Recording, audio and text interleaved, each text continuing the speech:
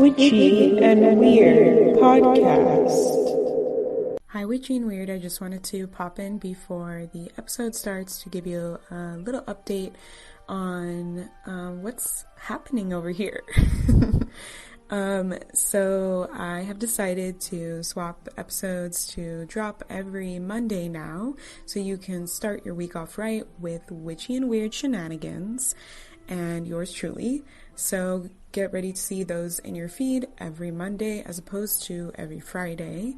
And just a little tidbit for this episode, there is a section where our guest Vicky's connection or my connection, who knows, it's the internet, cut out for a bit, so just bear with us. It's not very long, so I didn't want to cut it out. Also, it was really hard to find it. I couldn't remember when I was editing it because this is a one-person gig over here. So please bear with us for that. But other than that, the episode is really awesome, super fun. And yeah, I look forward to seeing you every Monday.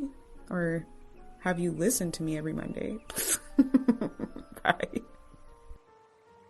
Hello, Witchy and Weird. Today I'm joined by Vicky, whose pronouns are they, she, aka the Aphrodisian Witch. And Vicky is a Priestess of Aphrodite, a queer disabled witch, a radically authentic and no bullshit astrologer and magical mentor.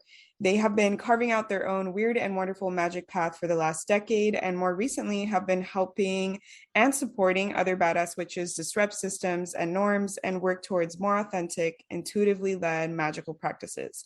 Their work includes unlearning internalized ableist patterns within our witchcraft, decoding the cosmos with their clients and students, and generally reminding folks there are literally no rules when it comes to witchcraft. Hello, Vicky. Hi, so good to be here. Yeah, I'm really excited. I feel like I don't know. I'm sure it's part of your thing, but I'm enamored by all the things that you do, and I'm sure you've designed it that way. But really, I think I feel like I'm so a really awkward person, and when people are like, "Oh my god, I love what you do! I love what you do social media," I'm like, what? I'm like, really? Because I just overthink everything. But thank you. That's really sweet of you to say. Yeah. I feel like you're one of the few witches that is creating content saying do whatever you want. You don't have to follow these rules. It can literally look anyway. And I love that because I think there's a lot of people that are kind of gatekeepy or very traditional and how it's supposed to look. And especially with a lot of people who don't know their culture, it's kind of hard to be do it the traditional way. And you're I don't know what that would look like. So yeah, thank you for doing that. I mean, it's really something that I guess I sort of stumbled into. It was very much just how I sort of viewed my practice. And it was only through people speaking to me and being like, can I do this? And I was just you can do what you want. Just you can do what you want. You can do what you want. And it's you're right, there's so much gatekeeping within the spiritual community. And similarly, it's difficult to say, do what you want, because obviously there are some things that are perfectly valid to be gatekept, because obviously as a white person, my lineage has done a lot of stealing, a lot of colonization, and I think it's really important to let people who validly want to gatekeep knowledge and information because it's been stolen. Oh yeah. Because it's been stolen and appropriated. But then kind of on the flip side, I think, especially now that a lot more people are aware of appropriation and closed practices and stuff, there's also a lot of people then that are kind of worried to do anything beginner witches, because they're I don't want to upset anyone. I don't want to, step. Is it okay for me to use clear quartz? I'm yes, you can use quartz, But I do think that that's probably a better way to be than just being like, screw you. I'm going to use whatever the fuck I want. And if you tell me that I'm not allowed to, I'm just going to like freak out. But yeah, it's a big issue in our community. So it's really trying to empower people to make it their own, while also being like, yes, make it your own, but be, read up on it and don't be ignorant, and listen listen to people. Yeah, definitely. I feel like, yeah, I've noticed recently, like I always forget that to say that part because I'm so used to now, like, yeah, do whatever you want. And like in my head, I'm like, obviously I'm not gonna like culturally appropriate somebody else's culture, but I always forget to, I've been like in the past week, I've been reminding myself, like, I need to consistently like say that, like when I'm talking to other people or like working with other people, because I just automatically don't think to do that, but it still needs to be like said for a lot of stuff, like over and over and over and over until it's gone, hopefully.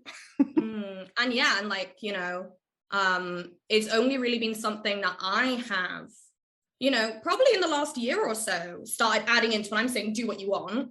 Yeah. Only because I think then somebody, I kind of got caught out. I think somebody was like, hang on a minute, you're telling me I can't use white sage. You just said I could do what I wanted with my practice and nobody can tell me what to do. And I was like, okay. Probably time to add like that additional caveat in of like, not literally anything.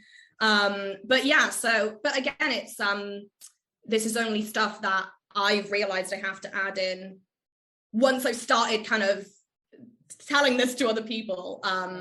But I definitely say stuff like that, adding little bits here and there, is probably been one of the biggest sort of things that I've really been trying to embody as a teacher, making sure that I'm not generalizing, because that was definitely something I have done previously in my sort of practice, in my business. But Yeah. So before we get ahead of yourselves, I wanted to ask you kind of like your origin story. Like, how did you get to this? Like, how do you get to be the Aphrodisian witch? I know it said like in your bio, you've been doing this for like 10 years. So I'd love to know kind of like your journey and like your background story. So I wish my origin story was more exciting than this. I started Witchcraft from Tumblr. Right.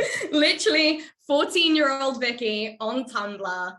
And I can't remember, it was just like a random other teenager's blog who was, I think, raised Wiccan. And I kind of read a little bit about their practices and I was like, like this kind of really, this sort of puts a label on stuff that I've sort of been feeling. I was raised atheist. There's no religion in my family whatsoever. So the sort of concept of faith and spirituality was not really anything that I had explored previously. And to be honest, when I started, like, and I can say this quite honestly now, I was just like, it's just really cool. Like, I'm so quirky doing this stuff. And then when I actually started actually reading and actually studying, I was like, whoa, I enjoy this. Then I started off my path as Wiccan, as I think a lot of witches do. Yeah. It's sort of like the stepping stone. I started off as Wiccan, and I tried to go a bit more of a formalized route. So like I joined like a pagan moot, my local one, and really tried to immerse myself within sort of neo-paganism. I did my year and a day, studied for a year and a day, and I didn't join a coven or anything like that. I was still a solitary witch. And then I was really into Wicca and really into all the traditional elements of Wicca. And then as I started kind of moving from being a teenager into an adult, and my priorities were sort of changing, there was just something about it that just wasn't sitting right with me. There was just something, and I couldn't put my finger on it for a really long time. And because of that sort of sour taste I had in my mouth about Wicca, I sort of fell out a lot of my practices. Like I was only doing very small things. I felt quite separated from my practice. It felt like something I was really into when I was a teenager, and maybe I felt like it was childish to sort of carry it on, because I was like, oh, it probably was a phase. And then I went away to university, dropped out a couple of months in, came back, and it really did become something that was like a safe place for me while I was navigating really kind of crap mental health.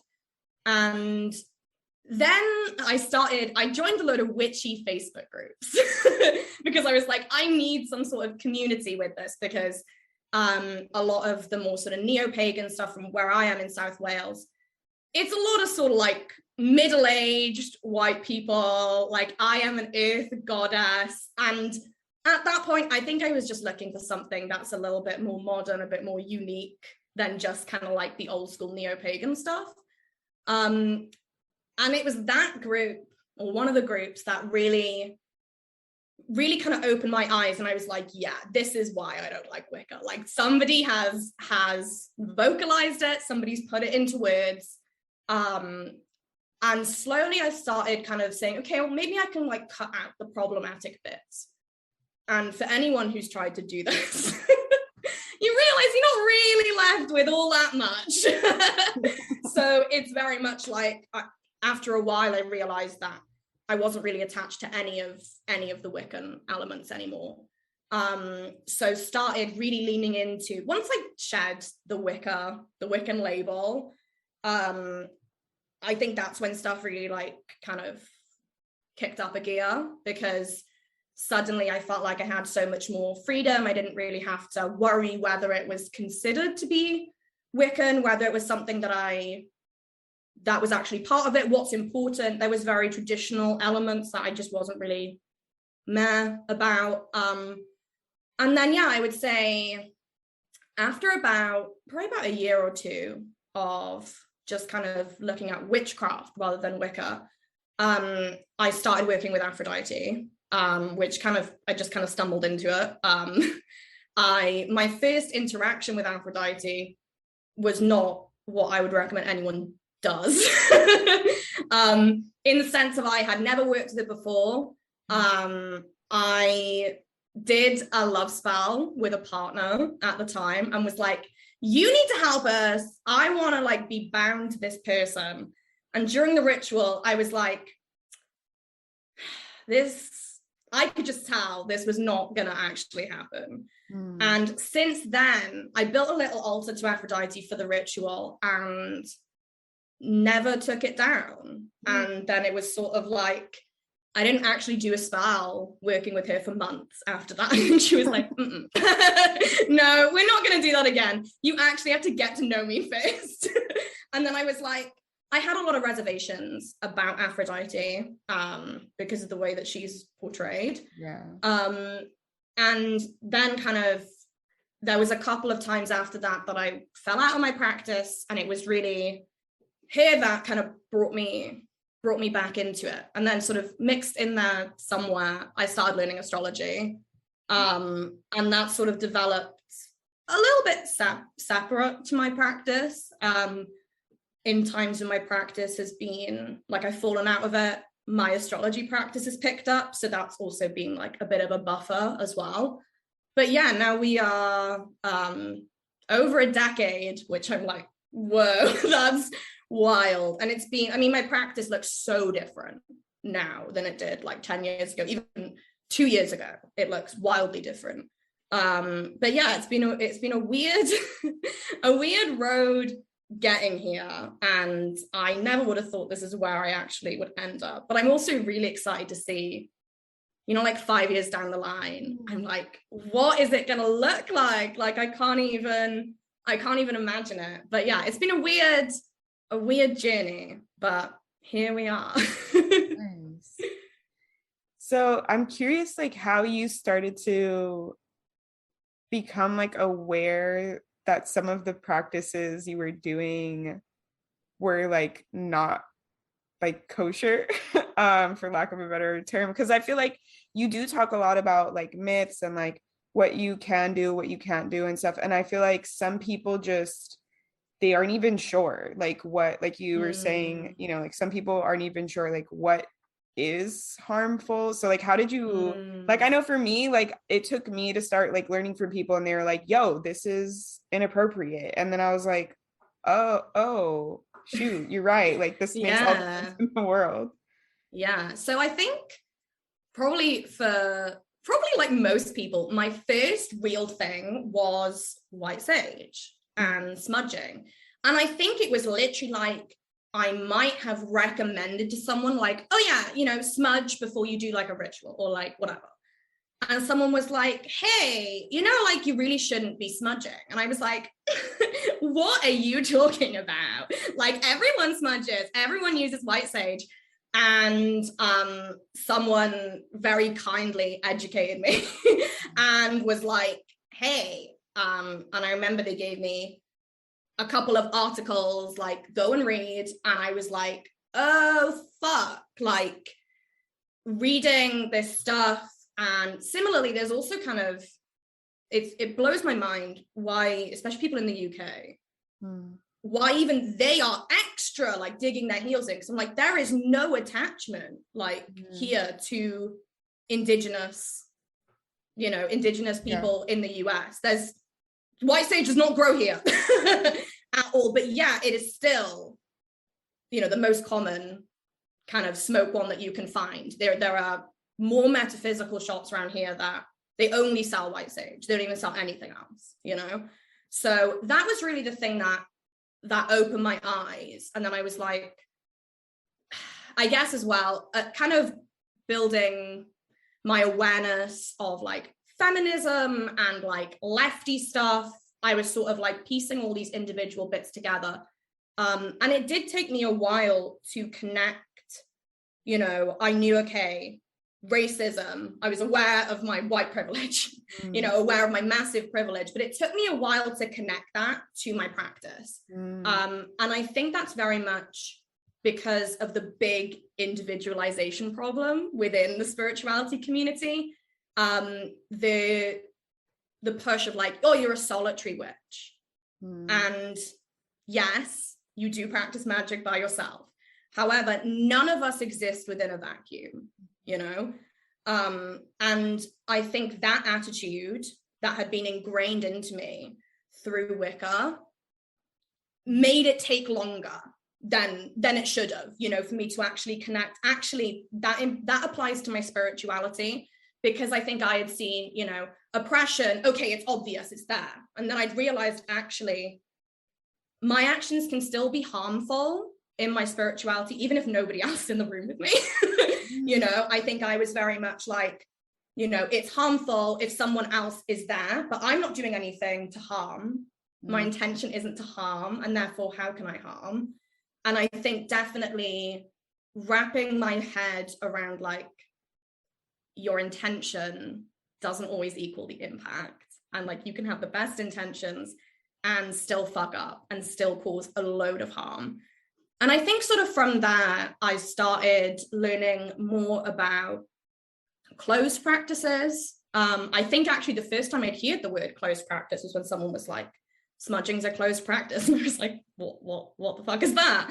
And yeah, and I think then from then I really sat and thought about, okay, well, where are these actual practices coming from? Because it sounds so silly now. I'm like, of course, why didn't you think about where this stuff was coming from?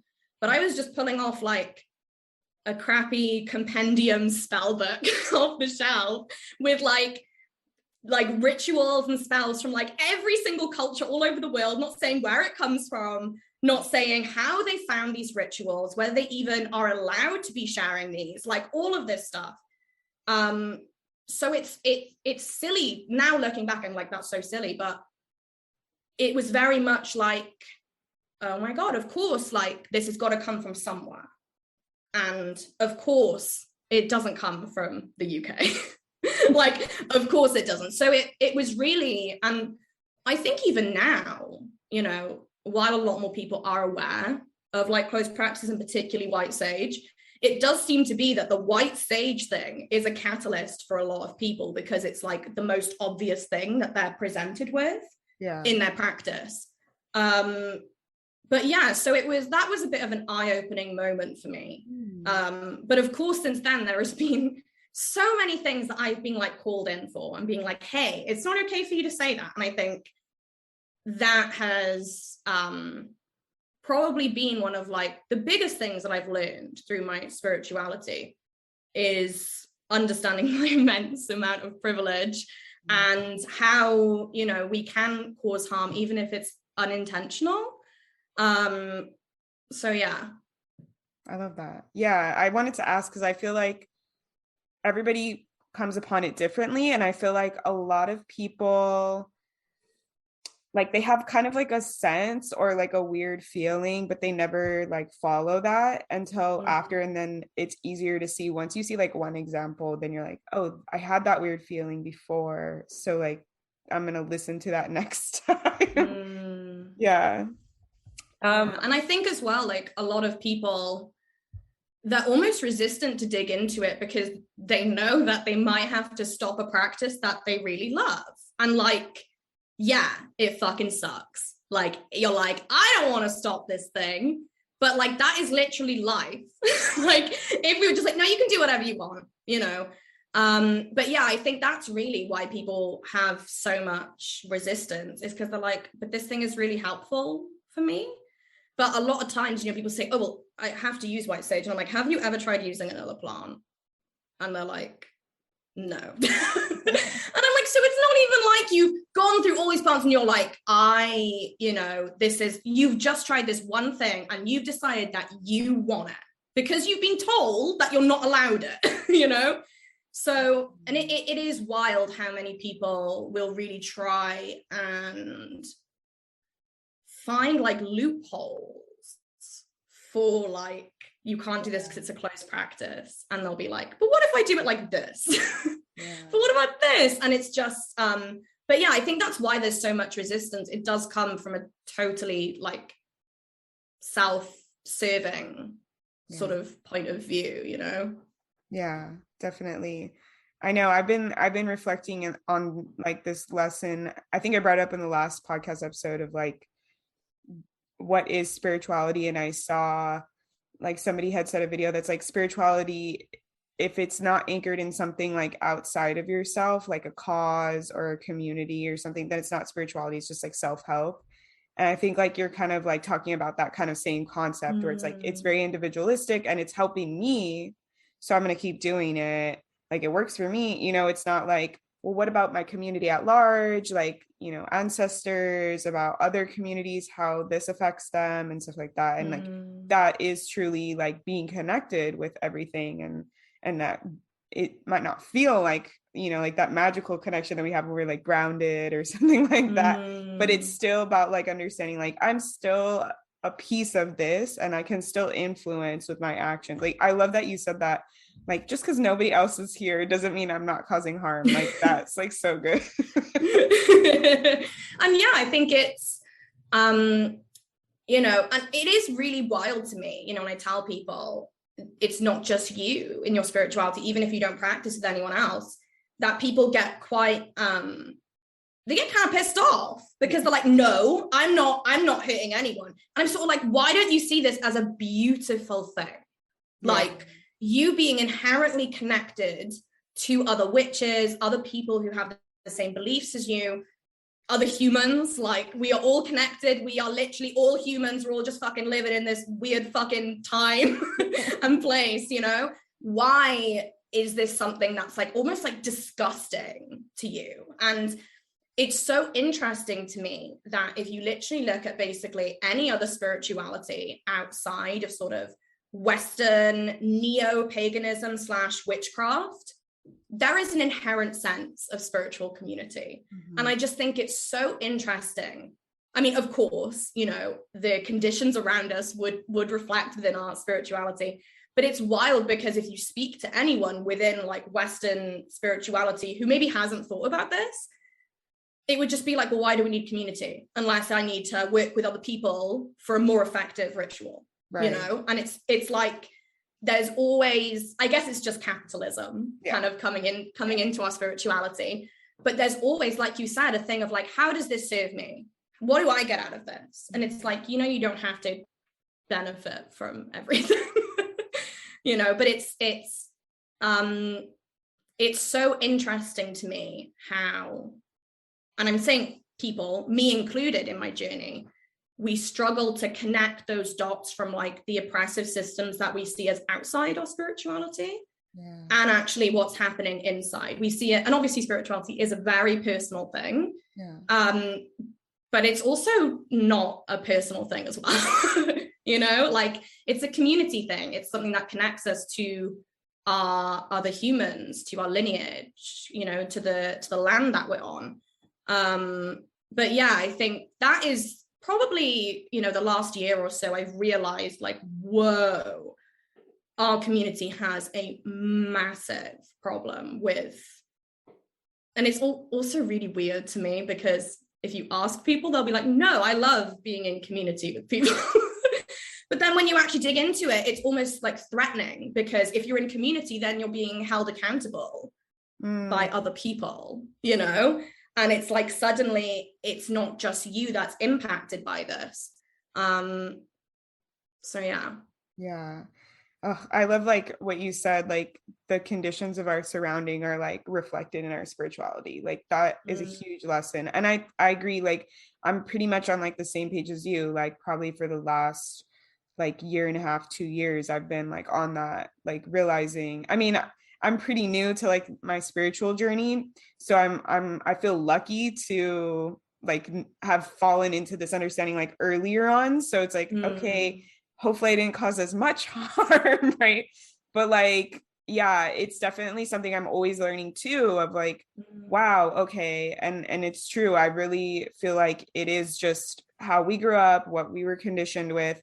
And there's like something, I forgot who said it, but it's like a common saying where it's like, how do we know if it's like the water we're swimming in? How do we know if it's the air that we're breathing? And I think that's part of the piece that like, you know, people like you and like this podcast were like trying to show like, it is this, like, hey, think about it, you know, like, so I love that you're doing that. And like you're also, so I'd love to talk about some of the myths that you're like busting out here in witchcraft. There are so many, oh my god. Yeah, I'm curious like what, maybe which one is like coming out like your most important one right now, or the one that you find is like just the most common one that people are like asking you about or something like that. So the one that more recently has been cropping up a lot, which this stuff does tend to go in cycles, and I do find that usually when I get, you know, a lot of myths coming through from DMs or comments or whatever, it does tend to teach me something about my own sort of beliefs. So I do believe that this stuff always happens in cycles with me. The thing at the minute that has really been coming up with me, and I see a lot again in beginner witches, is the fear of doing quote unquote black magic. And I don't want to do anything evil. And really, when you dig into that, of like, there is white magic or light magic and dark magic, or white and black magic, it is 100% rooted in racism. 100%. Oh my goodness. If you really dig into it, the stuff which is considered black magic and therefore inherently evil and bad and like, don't do it, that's the stuff you don't want to touch, comes from practices of Black, Indigenous, and people of color, or people of the global majority. It is never Western, Wiccan, pagan practice. Why do you think that is? And I mean, admittedly, whenever I point that out to people, they go, yeah, you're right, you know? So that has been probably the one that's been cropping up most for me. You know, magic in and of itself is inherently neutral. It's like money, it's like food, it's just a resource, and it's really what you do with it that I wouldn't even say like changes its behavior. It just sort of almost tints it with a slightly different lens. And again, kind of in a similar vein of thought, a lot of people come to witchcraft really bashing any sort of baneful magic or what they consider to be black magic or evil or whatever. And I understand that is probably because a lot of people come to this path for healing. And they're like, I have done this to have healing, to have peace. So for some people to then expend your energy on something that they believe is quote unquote negative or hateful or mean is, you know, not what we came to this path to do. And obviously everyone can choose whatever they want to. If you don't ever want to do baneful magic, that is totally fine. You don't have to do baneful magic. However, again, it is practices that are not white and not Western, where the magic is considered neutral. So when you're kind of bashing baneful magic, especially stuff which is like protecting and defending yourself, that bashing tends to come from a place of racism and xenophobia. So, you know, if anyone here is like, I really wish I could hex, and I've been told that I'm a really bad person, no, you can go and hex someone. Especially, I'm very much like, I like to kind of view myself as almost like a coiled snake. And it's like, if you step on me, like, it is well within my right to fucking bite you. And similarly, I mean, I did like a reel a couple of weeks ago about hexing my abuser. I lost a lot of followers for that, which I was like, bye. Like, I don't care. And someone commented something, which I was like, yeah, you're so right. They said, I almost feel like it's your duty to hex this person. And I was like, yeah, you're right. Because again, I very much see that as witches, part of being a witch and taking on the witch label is not just rooted in spell work and magic and, you know, energy attunement or whatever. It's also rooted in activism and in protecting your community and protecting the non-magical members of your community as well. I very much, like I tell my students and myself frequently, I see witches or energy workers or psychics as just having like an additional skill. And if we have that skill, I'm like, it's selfish to keep it to yourself. Now, obviously, if you don't want to use it for other people, that's totally fine. However, I'm very much the thing of, I have this skill and who am I to keep that resource from my community? And that includes hexing abusers. That includes healing, and that includes, you know, providing comfort and nurturing. It also includes fucking someone up if they fucked me up or they fucked a member of my community up, because it's like, don't fuck with me. You know, so there's definitely a lot of fear around baneful magic, and that definitely comes from the rule of three, which is a Wiccan practice of whatever you send out to the world will come back to you times 3. And obviously, if you ascribe to that practice, you're gonna be freaked out, because you're gonna be like, okay, I don't want to be hexed 3 times. However, I have a massive issue with the rule of 3, because again, our actions can't be categorized as good or bad. Like, so how on earth is the universe meant to throw us back some bad stuff? Like, are you actually saying that you hexing an abuser is considered a bad thing to the universe? Like, no. And, you know, it's surprising to me how many people who aren't Wiccan still ascribe to the rule of 3. Yeah. And it's usually because they don't even realize that it's not a universal witchcraft belief. True. You know, it's like people don't even realize that it is rooted within Wicca, which, you know, was created in 1960.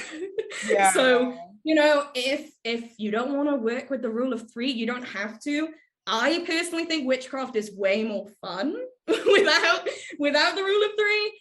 And it's, you know, as soon as I sort of dropped that from my practice, I think that's when stuff started getting really interesting, because suddenly you realize that the world is literally all shades of gray. Like, there is no like light or dark. It is all gray, you know? Yeah, honestly, like I have such like anger towards Wicca. Like the guy who created it was like super anti-Semitic, and like he just like stole shit from like Jewish people. So like I have like that anger. And like I don't like, I agree with you. Like, how does somebody who created a religion that's like you said, like 1900s, like 1960, like how do people feel like this is like the oldest rule in the world and it's set in stone? Like he must have been like the best fucking marketer in the world. Like I don't understand, dude. Like you're saying, like the rule, it's like all you have to do is Google a little and you're like, the rule of three only existed for like less than 100 years, and you're like, what? Like why am I giving it so much fucking importance? Like what the fuck? Yeah, I never felt that. I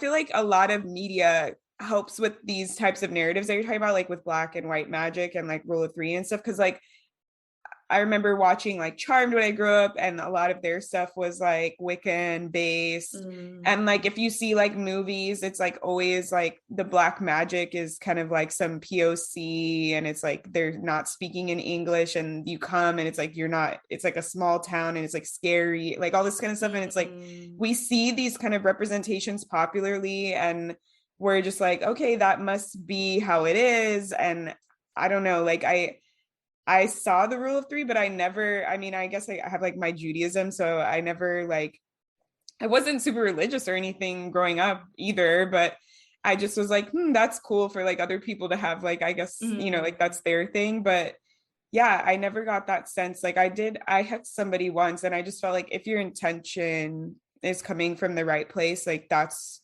kind of what matters. Like, cause I know like tons of people like hex, you know, from an ego-based place. Not saying it wouldn't work, right? Because if you believe in it enough, it could work. But I kind of just felt like I was scared too when I did it for the first time. I was like, oh, am I gonna get something bad back to me? And I was like, no, I feel like I'm protected if I'm doing something like from a right place, like doing it to like an abuser. This person was also an abuser and stuff. So like it just felt like, why would something bad come of this? Like if this person already did something bad to me, like they kind of did it to themselves already by doing that.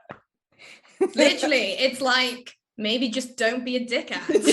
Like, you know, it's yeah. And I think it's so interesting, the narratives that we have about hexing and quote unquote black magic. And you're so right, like the media 100% reinforces that. I remember when I first started telling people that I was Wiccan when I was like 15, and so many people were like, oh no, like you're gonna hex me. And I was like, no, I'm a good witch, like I'm a nice one, like, you know, we don't do that, like Wicca, and we're like peaceful. You know, and it was such a rush to distance like myself from that. But again, within Wicca and within neo-paganism, that's also reinforced. It's like, don't do that. Like, and not even from a thing of don't do that because that's not for you. Like in a thing of don't do that because that's evil. And that's not what Wicca is about. Which is wild because of the dodgy origins. And it's like, oh my God, there is a lot more evil that goes on in Wicca than a lot of other practices, you know? But yeah, I think it's so interesting to me because when I was first starting out, you didn't meet many people who would say they were witches but not Wiccan. Like most people were Wiccan. Now that's very much not the case. Like it is a lot more common for people to be witches and not Wiccan. People usually don't know the difference between witchcraft and Wicca. I should probably say the difference in case people are like, yeah, I don't know what the difference is. So witchcraft is just the practice of magic in whatever way. There are so many different parts of witchcraft. Wicca is a formalized neo-pagan religion that was formed in the 1960s by a guy called Gerald Gardner. And then there have been other kind of Wiccan branches that have branched off from that. So yeah, that's the difference. But most people will call themselves witches, won't call themselves Wiccan. Yeah. But then will also kind of ascribe to a sort of a lot of the Wiccan stuff as well.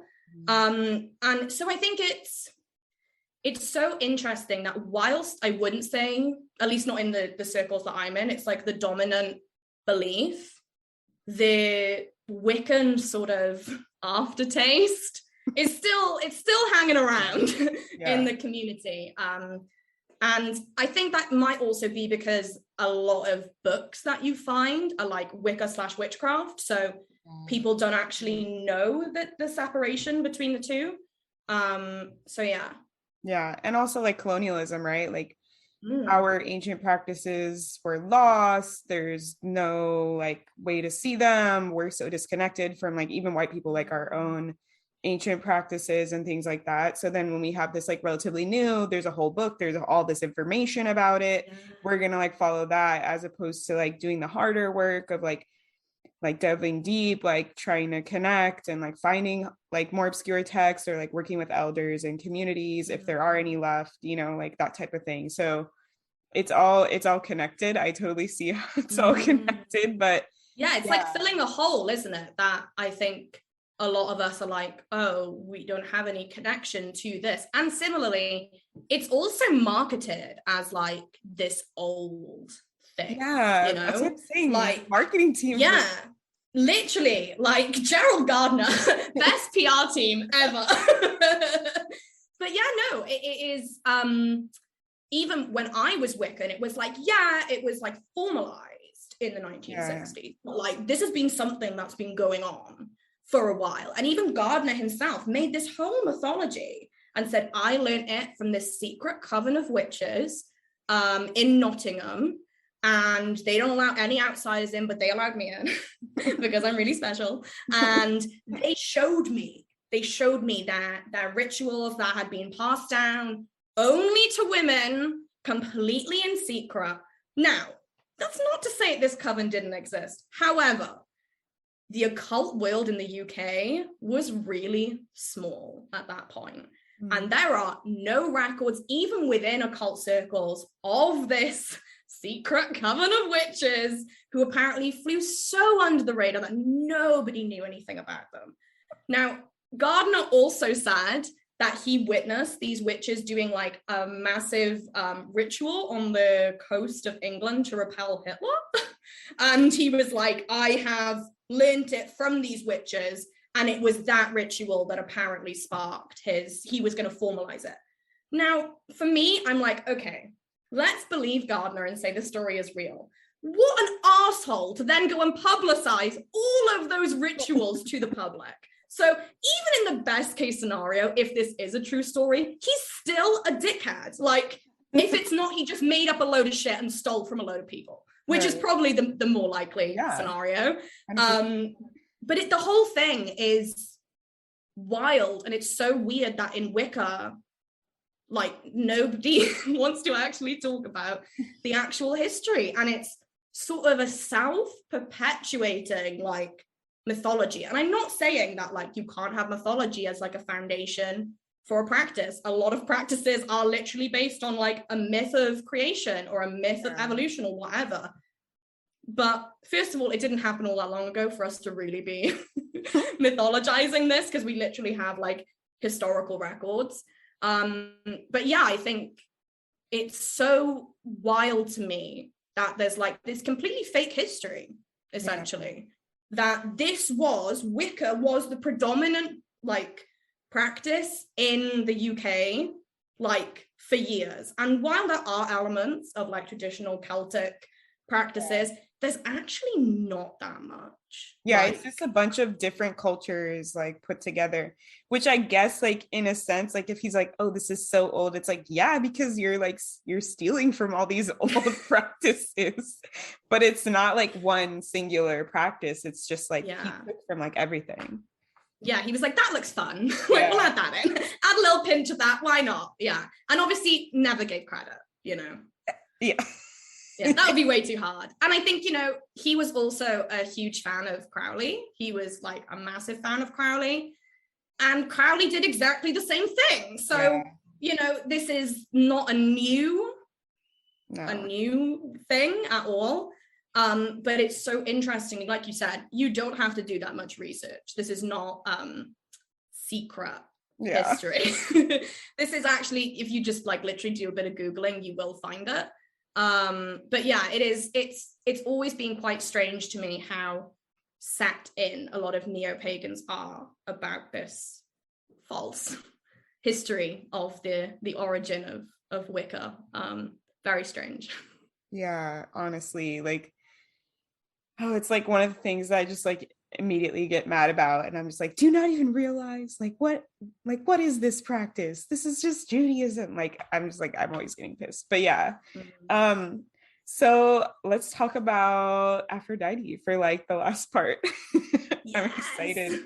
So how did you become like the Aphrodisian witch? Like, I know we talked about like kind of like how you started working with Aphrodite, mm-hmm. but like what is okay, this is a good question. Like, what is Aphrodite to you, or like who does Aphrodite appear as opposed to what other medias have portrayed as Aphrodite? So Aphrodite, as most people know, is the Greek goddess of love, lust, art, beauty, all that good shit, like the pretty stuff. And yes, while she is obviously the deity of all that almost like Taurus, Libra sort of energy, she's also the goddess of like sovereignty and autonomy and the marginalized, and being authentic to yourself.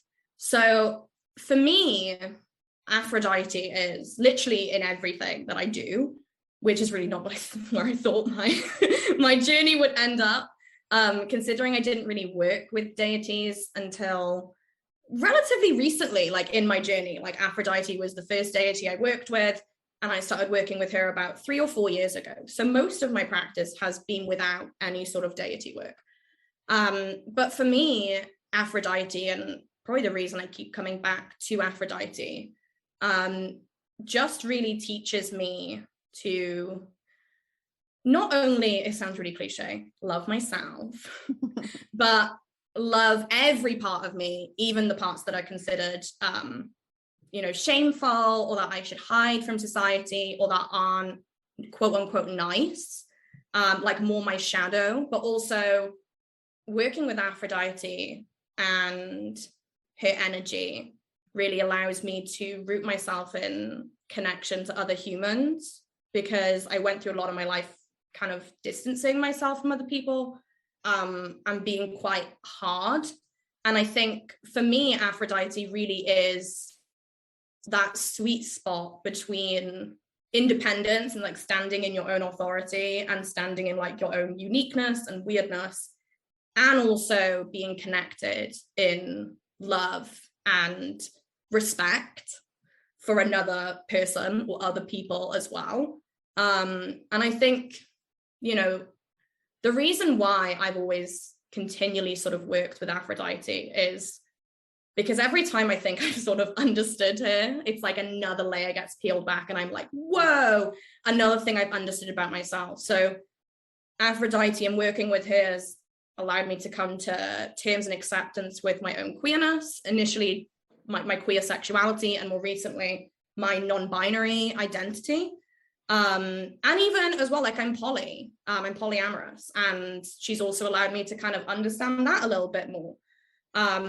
And similarly, kind of understanding my own sexuality and sensuality, but not in relation to anyone else. Like my own eroticism, my own pleasure. And I guess, pleasure is also a huge part of my work with Aphrodite. I think before I started working with her, I didn't really have much capacity for pleasure. I'd been told it wasn't really for me. I've been told that if something was pleasurable, then I probably shouldn't have too much of it because it's like bad for me.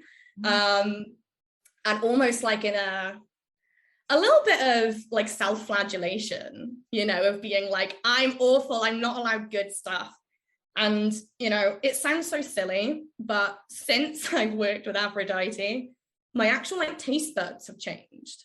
Like I feel like I can taste more, and like my partner always finds it so funny. I'll just take a bite of something and just be like, yeah, just that's like our entire household here.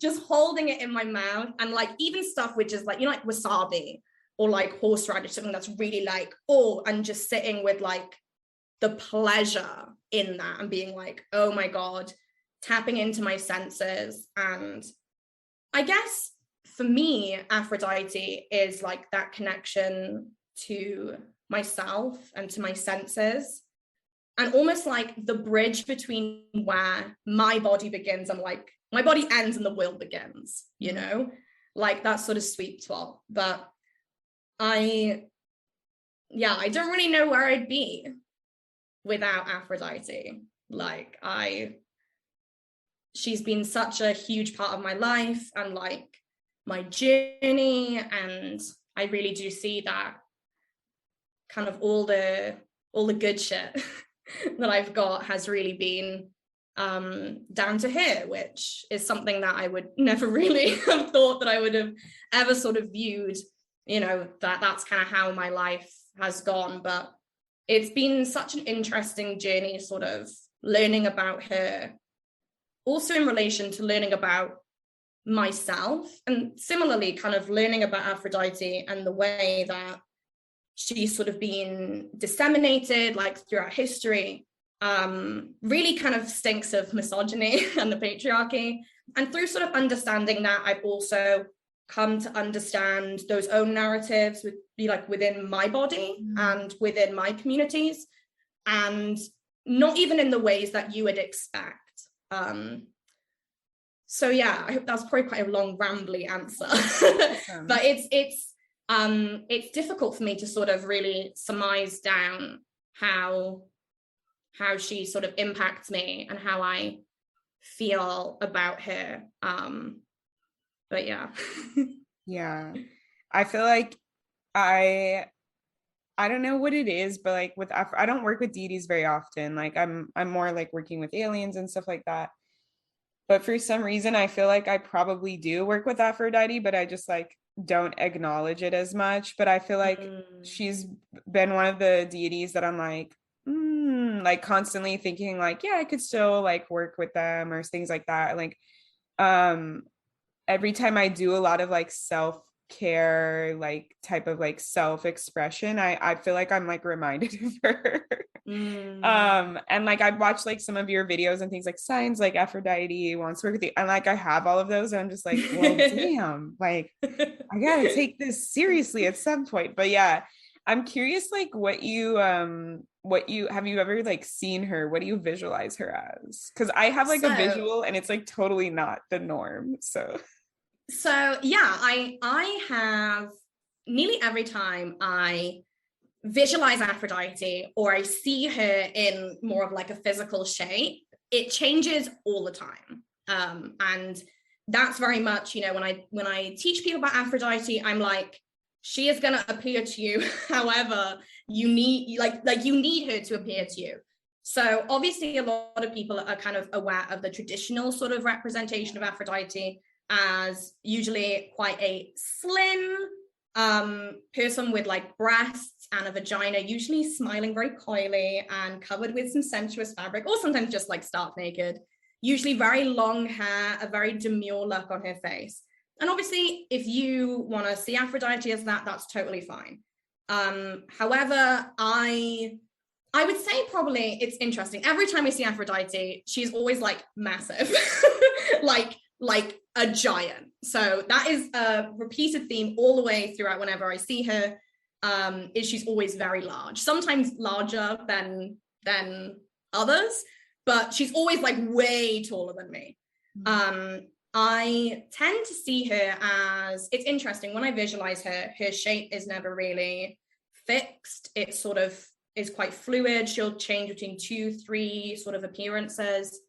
I would say as of late, I've been working a lot with Aphrodite as sort of trans and like gender fluidity. So recently I have very much seen her as being like a trans woman, or someone who is very like androgynous, or perhaps even more sort of like mask, you know. I would say that whenever I see her as kind of a different way that I usually would, it allows me to sort of reflect on my own sort of standards of beauty and how they sort of come through to me. When I first started working with her, I very much saw her as like the normative representations. But sometimes when I do work with her and I see her or visualize her, sometimes it'll actually like kind of take me aback because it's not really what I was expecting. But usually I do see her a lot of time with funny colored hair. Thinking about it, yeah. A lot of times it's funny colored hair. And I would say that recently I've seen her a lot as not what people would like, it's like typically attractive, usually like quite unusual looking. But regardless, there's always like this really enchanting, alluring sort of sensuality with her. But what I would say is that I don't really see her as a person all that much. It's only really when I do stuff like guided meditations or like journeying that then I will like see her as a person. But you know, usually it's a sensation. And recently, I know like we've spoken briefly about my class aliens. Is it class aliens? Is that the sniffing one? Claire aliens. Yeah, class aliens.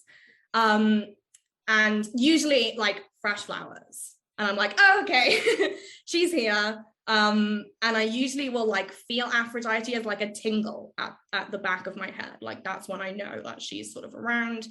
But yeah, more often than not, she's just an kind of an amorphous sort of blob of like light. But yeah, usually she's quite unusual looking. Like probably someone that you'd be like, whoa, that person has a really unusual but like memorable face. But yeah, what do you see her like? I'm curious. Yeah, so and just to preface, like I studied art history in college. So I have like all of those kind of like traditional Renaissance, like the clamshell with like the hair holding like the breasts sort of thing. The tiny little titties. Yeah. And like I played video games, like I played like God of War and like she's in there, like all that kind of stuff. But it's really funny though, like my aunt, when I grew up, she had this huge like 6-foot painting of like the Aphrodite, like the Venus one coming out of the clamshell, but it was a Black woman. And I always like fucking loved that. So like I kind of had that like pre-primed of like, it could be different, like depictions type of thing. And then, yeah, I feel like when I wanted to visualize her, when I was like thinking about her, I would like, my brain would be like, so that one, like the like very traditional, and something would just be like, no, like it's not that, like, so I definitely feel like, yeah, I still see like long hair, colored hair often, like the pink hair or like a reddish hair or things like that. Yeah, like reddish coppery is something very common, like that I see a lot with Aphrodite.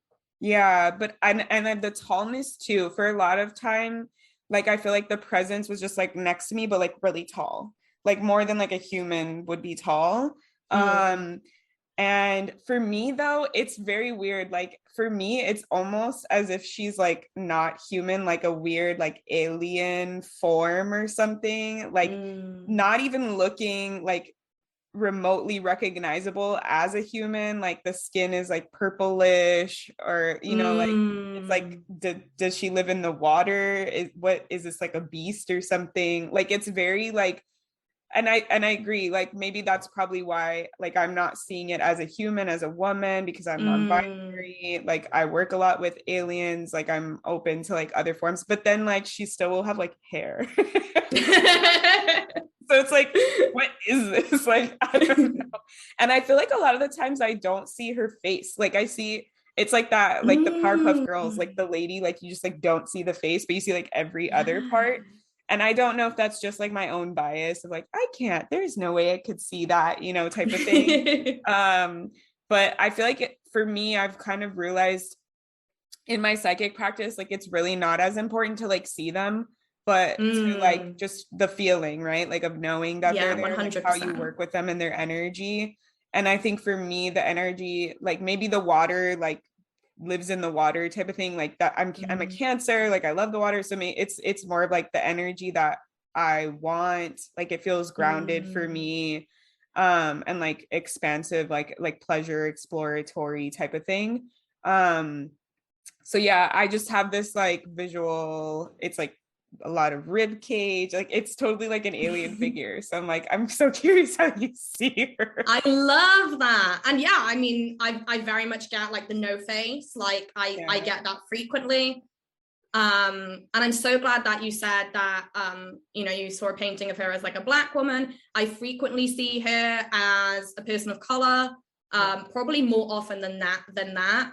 I also all the time see her as like fat, like all the time, like this amazing fat, usually super tall woman with the most amazing hair. And I can't remember off the top of my head what the epithet is called, but she does have an epithet, which is literally like of the beautiful hair.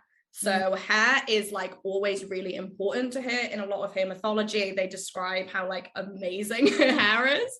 And like it kind of tumbles down his shoulders and it's absolutely stunning in like these beautiful curls. So yeah, it's so interesting because there always seems to be certain themes that kind of run throughout when people work with her, or even when they just like think about her or her energy.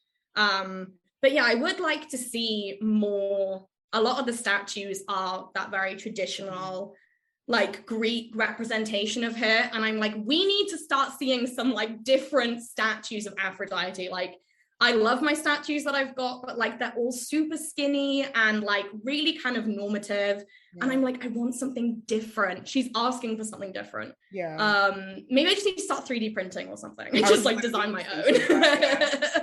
I know like for my altar, I don't really like the statue stuff either. Like I was just thinking of like painting something and just like hanging it above, you know, so it's like a personal thing, not even like what she looks like. I was gonna put like roses and like find a way to like put the petals like in the painting and like, you know, something like that.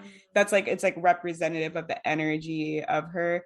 Yeah, I totally feel that too. There's like the 5 like mass produced like statue thingy. Yeah, it's so wild. Yeah, but I definitely like, I feel like my hair color, I like rejected pink, like even before I was non-binary, like as I was very like, and it's funny because I thought like, this is some like thing that came out of left field, but then I look back at my childhood, I'm like, I literally at my grandpa got me married and I was like, I don't know, like 6 or 7. And I literally was like, can I wear pants and a shirt? I've seen that guys wear pants and a shirt. Like, I don't want to wear a dress. Like, I just think about like, even little me was like, I don't like vibe with any of this like kind of stuff. And so I didn't like pink, but then for some reason I was like, just do pink. And every time I think about it, I always like, my mind is like Aphrodite. I'm like, oh, it's probably like that type of thing where it's like, it's a connection type of thing. It's like teaching me of like softening and picking things that it means for me, but I don't need to relate to what it means like in society and stuff like that. So yeah, and like it's so interesting. I had a very similar sort of experience of when I first started working with her. I was like, ew, I hate pink. Like it's so feminine and like girly, and like I don't like that. And I'm like hard. I'm not like a sensitive girl, you know. For real. Like I'm like a cool girl, you know. And really, when I mean, it's so funny. I was thinking yesterday, wow, all the things that I've done since I've started working with Aphrodite. Like I got a bath. And like I was so like anti-bath before, and I'm like, no. And it's so interesting. So much of my work happens in the bath with her. This room, obviously people listening, you can't see it, but this room has been completely redone to be like pink and red for Aphrodite. My bedroom is now red. I'm having like roses and like my wedding bouquet. And it's so interesting that before I had rejected all of these symbols essentially of Aphrodite, and it was only really through working with her that initially I was like, I hate that roses are like Aphrodite's flower, because roses are just so overdone and like they're so cliche. And like now they're literally, she's like, no, you're liking them. No, you will enjoy roses. And it's so interesting how I've come to, like you said, it's like this can mean something to me without it meaning something in like the general societal sort of interpretation of this thing. And that's very much Aphrodite. You know, the societal interpretation of her is that she's quite shallow and quite vapid, and it's just like beauty and art, and there's not much substance to her. And it's actually like, you know, a lot of people are surprised when I work with Aphrodite because they see her as like quite like a tame goddess, and I'm like, oh my God, no. Like, she is, I think, quite high maintenance. A lot of people who seem to work with her end up suddenly, it's like, I mean, for me,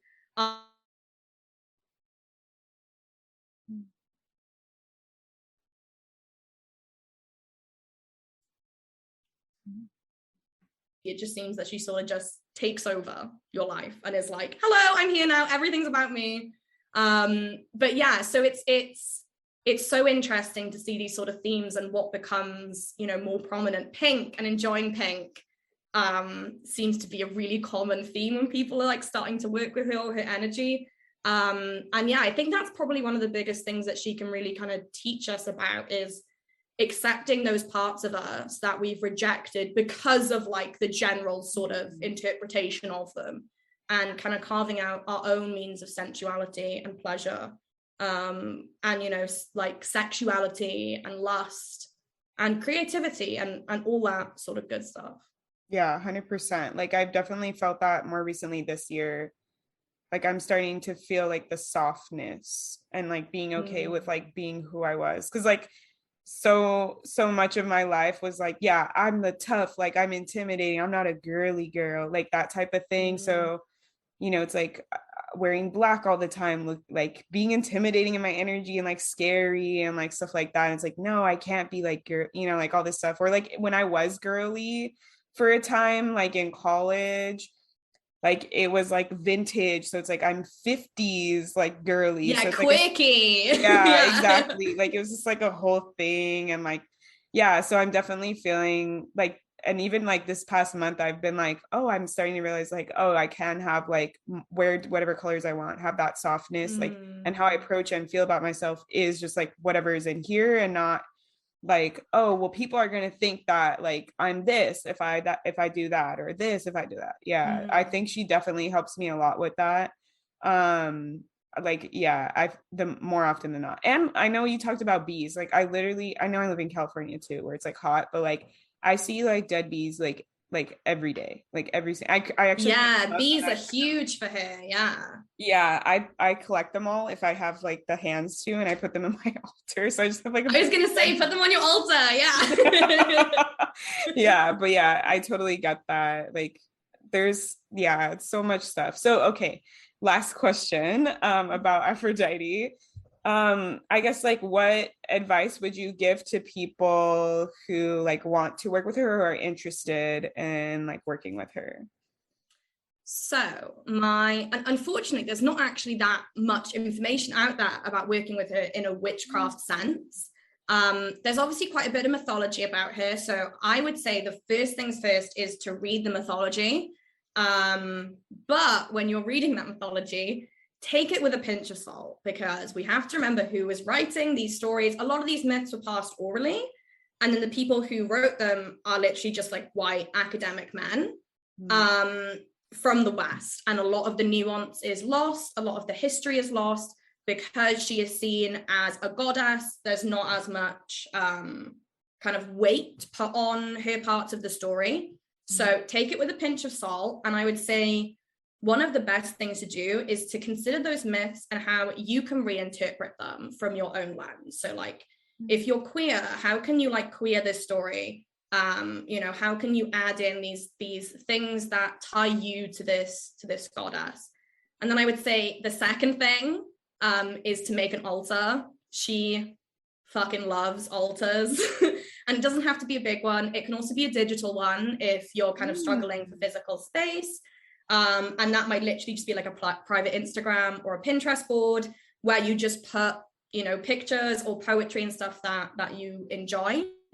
I would say one of the best things for me, and what I would recommend anyone who's starting to work with her, is to try and create some sort of structure. This doesn't have to be a big thing. It might be that you give an offering every Friday, which is her sacred day, or even like once a month, like the 4th of the month is also her sacred day of the month. Friday the 4th, Aphrodite fast, like go like 100%. But yeah, I would say that is something that I didn't really have when I first started working with her, and it was something that I had to learn quite early on, because she is a goddess who does ask for dedication. And I don't mean in the thing of you have to be a devotee to her, in the thing of what can you do, even if that's just lighting a candle once a week or a stick of incense once a week, and try and stick to that. Obviously, she gets, we're humans, and you're not going to get like smited by the gods if you forget to light a stick of incense on a Friday. But really commitment and showing up and being like, I'm ready to do the work. And I would say finally, again, this is going to be a bit cheesy, but kind of consider the role that love has in your life. And I don't just mean romantic love, I mean platonic love, love for yourself, love for your community, love for the land that you're on. And try and ask yourself, okay, how can I add like 1% more love to my day? And that might literally just be like, your partner might be saying something that annoys you, and instead of kind of nipping back, you just go, okay. Like that's something that I learn a lot. It might be just reaching over to someone's hand, obviously if you know them, not like a random person, and it's just Aphrodite, grabbing them. Let me hold your hand. If someone has a go at you, like it's for my Aphrodite wish, what do you want about? But yeah, just ask yourself how you can add just like 1% more love. And this might just be tasting the food one extra time and being like, what does it just need a little bit more salt, or anything like that. Yeah. It might just be even sitting and sending out a little bit of love to someone who needs it in the world. It doesn't have to be a big thing. And I was gonna say that was gonna be the last one, but I've got one more.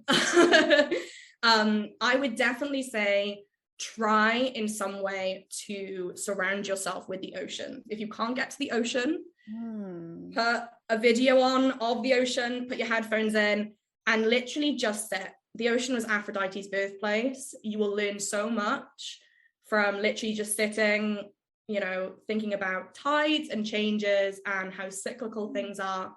And that is something that I enjoy doing, just to sort of recalibrate. If you can get to the ocean, even better. But obviously I know a lot of people don't live on an island like me, so. Yeah. Oh, I love that. I would also add, for adding love to your life, like hugging a tree. I literally, my partner, he makes fun of me, but like in a cute, like he thinks it's cute, but I literally will like go up to, like when I'm walking my dog and my plants, and I'll literally tell the plant, and I'll be like, good morning plant. Like I'm literally just like in the fucking neighborhood, like touching plants, like hello, and like yelling at them. So like you can do like stuff like that. And like, there's like some roses in our neighborhood, and I always like smell it, and then if my partner is on the walk, we'll like kiss in front of the rose, like it's like a secret with the rose. Oh, I love that. Oh my god, I love that. I'm gonna start doing that. That's so sweet. Yeah, like we I both love will, that. like smell it first, and then we'll like kiss in front, so it's like you have the smell in your nose when you're like kissing. So choice. My god, that's so especially cute. the red ones, because the red roses have like a stronger scent than like other roses. Yeah. But I love that. Yeah, so now he's always like, good morning, when we're outside. It's even if it's like nighttime, I'll just be like, good morning, plants. Yeah. I love that. Those are definitely some like good solid. I love the digital altar. Like I've had some baby witches reach out to me and they're like, what do I do if my parents think it's like devil worship and stuff like that? I'm like, that's a really good, like I've heard like altar in your mind or like in the astral or something, but I love the digital altar because it gives people like something physically like to do with their hands. And like you can do it like, if you're really into art and you're like good at drawing, you could literally like draw your altar like digitally.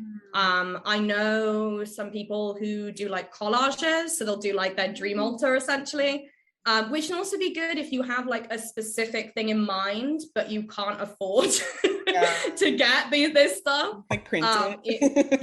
Literally you could print it out. Canva, I have done many like a digital altar and like digital artwork and stuff on Canva as like devotional stuff, but yeah, and I've even done stuff like in a folder on my computer where I'll just like save images and stuff. I'll call the folder like Hail Aphrodite or like I love you Aphrodite or something like that, and then in there you can put like traditional stuff like her Homeric hymn or some retellings of myths. You might just want to put like some even like recipes. You could be like, oh, that hot chocolate recipe really reminds me of Aphrodite, so I'm gonna like put it in there for her.